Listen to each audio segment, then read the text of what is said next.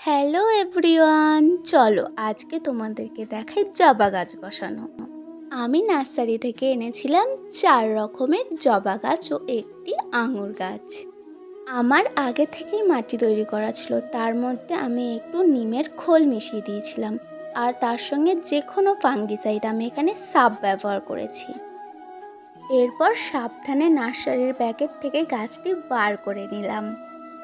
এরপর একটি টবে ওই জায়গাগুলোতে আমি খোলাম কুচি দিয়ে আটকে দিলাম এবং এর ওপর দিয়ে আমি মাটি দিয়ে দিলাম যাতে ড্রেনের না সমস্যা হয়। এরপরে আমি গাছটা বসিয়ে দিলাম। আমার এই গাছগুলো আনা হয়েছে প্রায় 4-5 দিন। এখানে এত বৃষ্টি হয়েছিল তার জন্য আমি গাছগুলো বসাতেই পারিনি। আর আজকে আকাশ পরিষ্কার দেখে আমি এই গাছগুলি বসিয়ে ফেললাম।